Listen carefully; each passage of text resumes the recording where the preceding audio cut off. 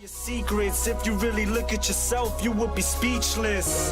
What happened to being doctors and teachers? What happened to being your brother's keeper? Nowadays kids more worried about the... Hey guys, Zypra here with Class 9, and this is going to be the monk. I decided not to use the Class 9 monk because on another server on the PTR I actually already had a monk set up.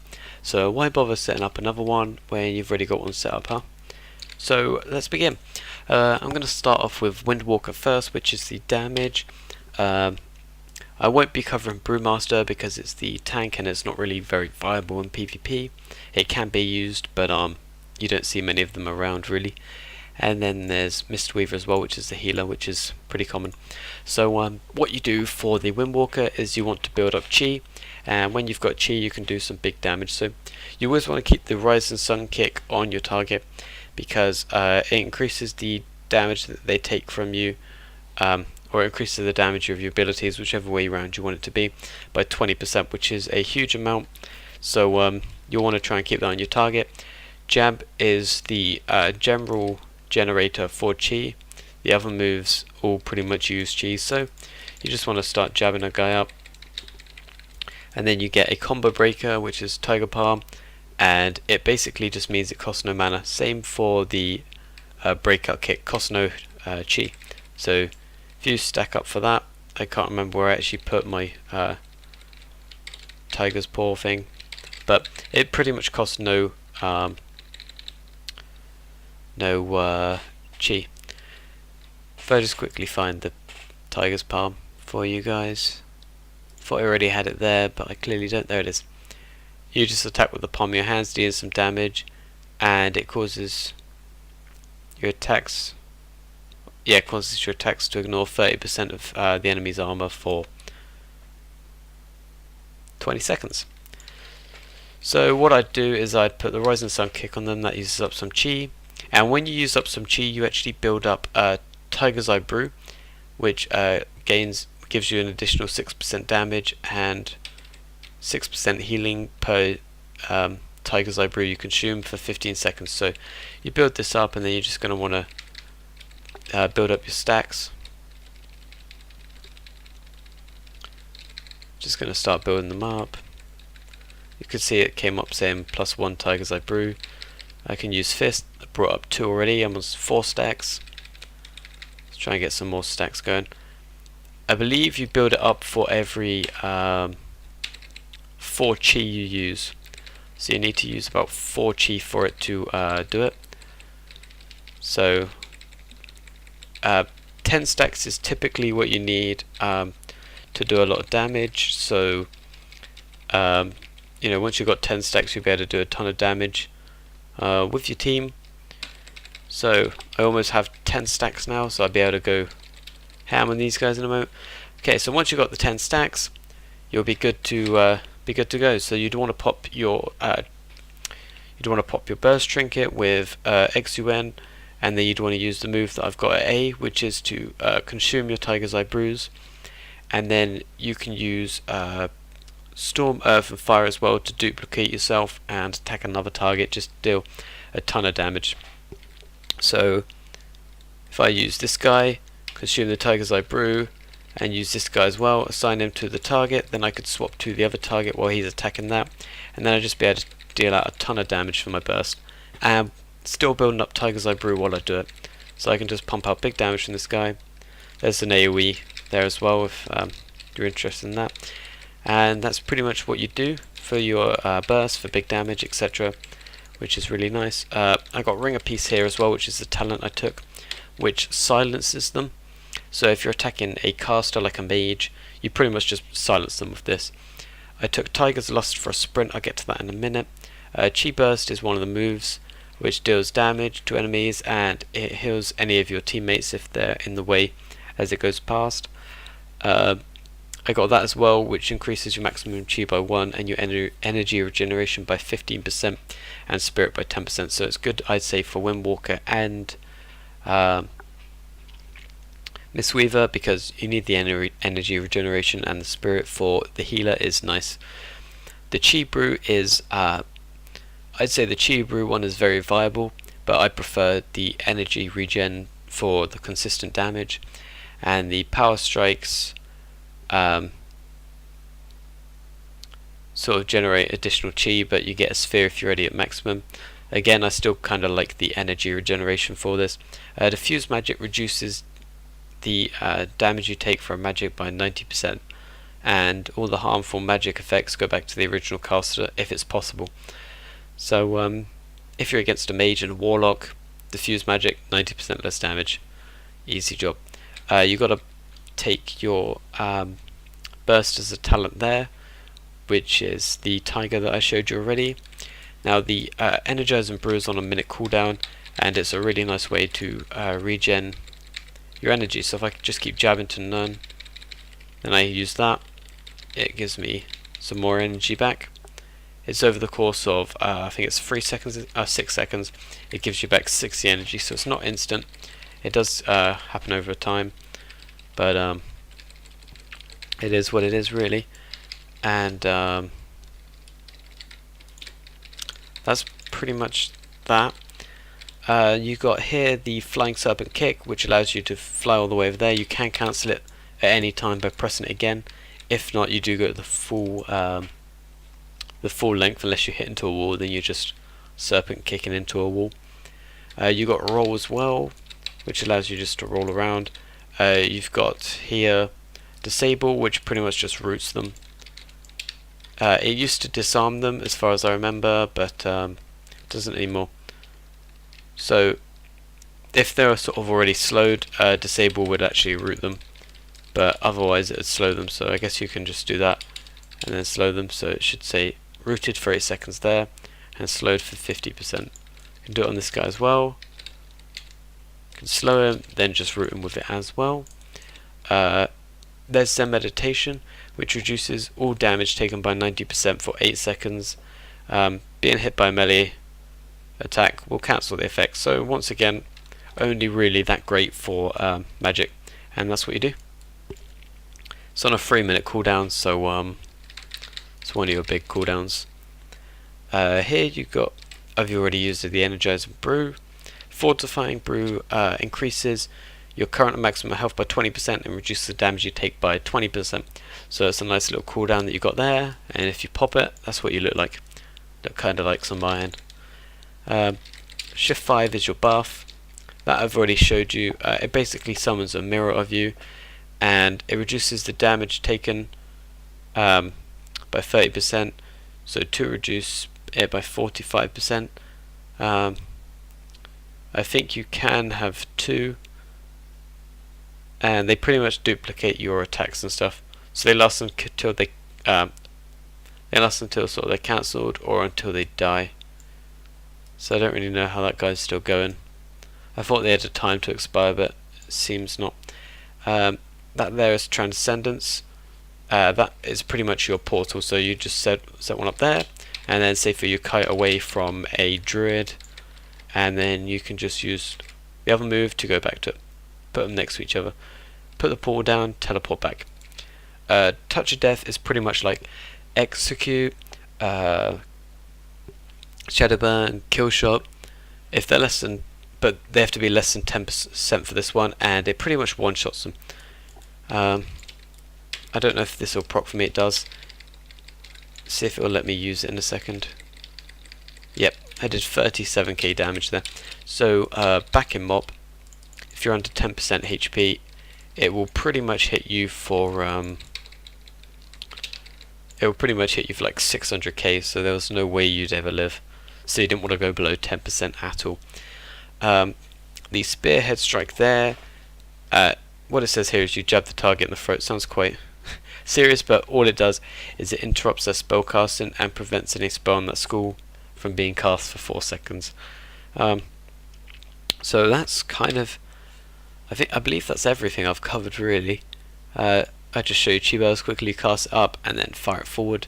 Deals damage or heals. You got actually Crackling Jade Lightning.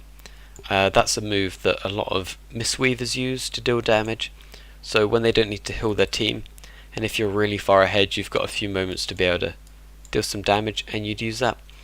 That removes poison and disease effects from the target, so that's kind of like just removes sort of rogues, poisons, and diseases from, I believe it's diseases from DK, so you can take off like necrotic strike and stuff, which I will be covering in my DK video, so you'll have to look out for that one. Expel Harm heals yourself and does 33% of the damage healed to any enemy within 10 yards, and it gives you 2 chi. Boom. I'll use it near these guys in a moment when it comes off cooldown. What else have I missed? Nimble Brew is pretty much like another trinket, but it doesn't trinket everything. It just removes roots, stuns, fears, and horror effects. So it doesn't remove sort of sleeps and that kind of thing, but it reduces the duration of future effects by 60% for 6 seconds. So if you use Nimble on a fear, if they re-fear you, it's going to be 60% shorter. You've got Paralyze here, which I can't believe I missed, and that's pretty much a CC, and it incapacitates them. Bit like a Cyclone, but they can get damaged, and damage will break it, but they can't move themselves. Provoke is kind of PvE, it just taunts the target really. Resuscitate resurrects them, or revives them, whichever you'd prefer to call it. Ring of Peace I've shown you. That's your stance, that's pretty much the only stance you have as Windwalker, so don't need to worry too much about that.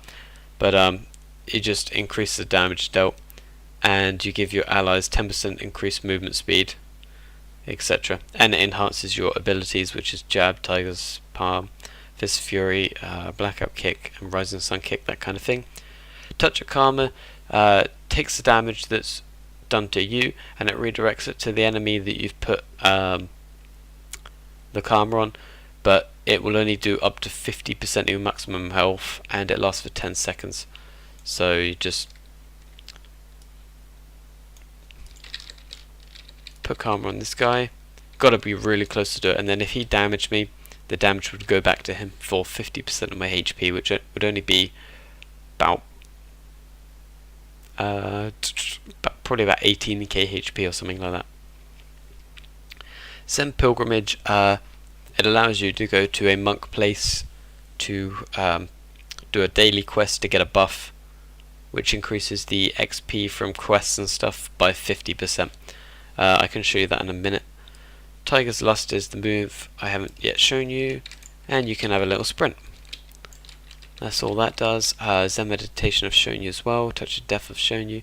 Surge and Mist is pretty much just one of your heals, the only heal you've got as a Windwalker. So that's pretty much it for Windwalker. I will swap to the Mistweaver now, and then I'll quickly show you that. Okay, so here it is. There's my Jade Serpent statue. No, that's Revival, sorry, wrong move. Just gonna have to find it quickly. I won't show you the majority of the abilities that I've already shown you. I'll just show you the ones that are kind of used by the Mistweaver, as I've already covered it. That's your buff as the Mistweaver. It's a bit different to the buff of a Windwalker. There's a Crackling Jade Lightning that you typically use against an enemy to try and help with the kill where possible.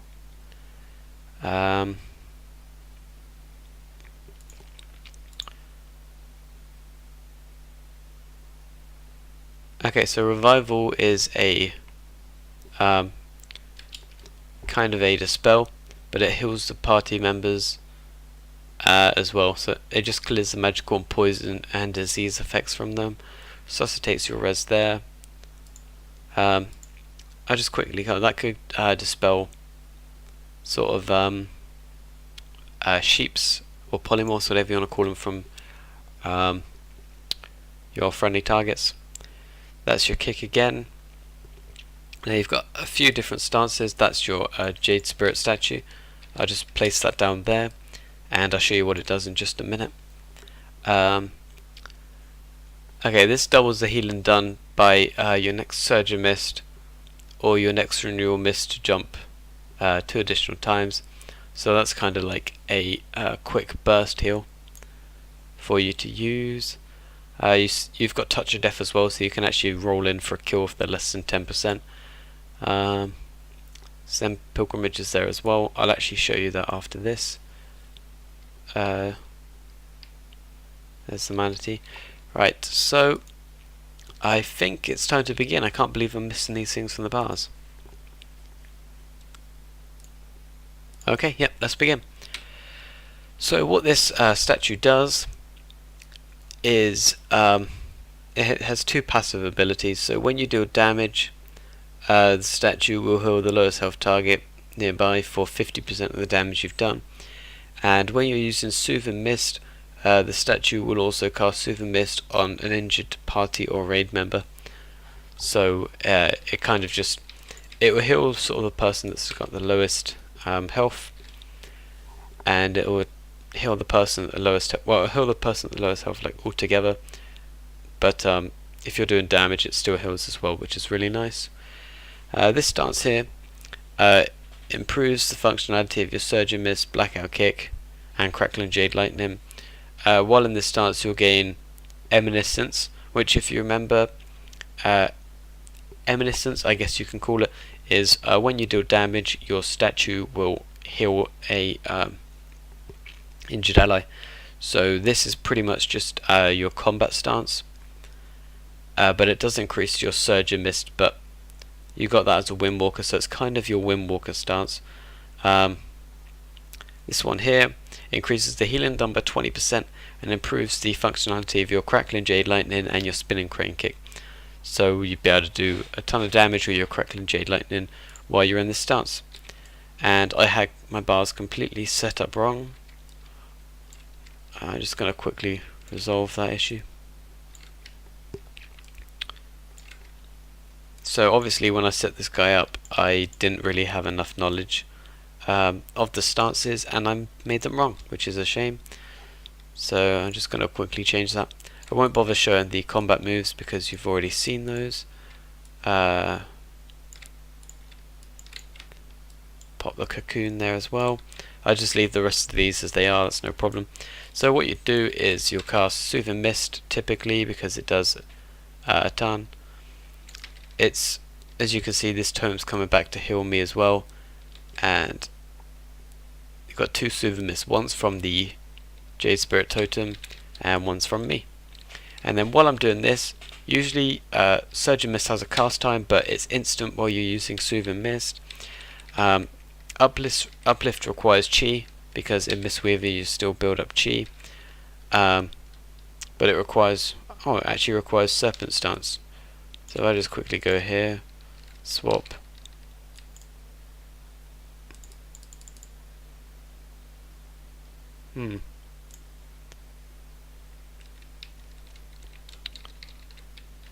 okay, let's just generate some Chi quickly. Yeah, well that doesn't seem to be working. But pretty much what it does is it heals the target. Oh, my apologies, right. So this here, it's always instant, so you can use Renew and Mist and it generates a Chi as well, and it's pretty much just like a hot, which is a heal over time. You have 3 stacks of it and it just restores stuff. So if I use it again, I can then use the Uplift, which does have a short cast time, but it consumes I think it consumes it. I'll quickly check again. Just build up a load more Chi again. So it's really nice to be casting Soothe and Mist, because then all the spells that you need to cast to heal are instant while you're using Soothe and Mist, which is really nice. So if I use that again, okay, Uplift doesn't use a charge, but it pretty much heals with your Renew and Mist active for, and it's a 635 there, but at 100 that would be more, and I'm not sure if it's gear dependent. So you just do those heals there. I'm sure I'm missing a heal. Yeah, Envelop and Mist, that's also a cast. If I put that there, you can get that instant while you're healing. And when you use, I believe it's 4 Chi, Yep, for each 4 chi that you spend, you gain a stack of mana tea, which is kind of like Tiger's Eye Brew, but it regenerates your mana instead as a healer, which obviously you'll need because you can go relatively quickly if you're using Soothing Mist and hard casting loads of heals, as I'm doing here. You can see that I'm losing a lot of my mana, and I'm not really able to regenerate it back in time, and that's where the mana teas are going to come in helpful.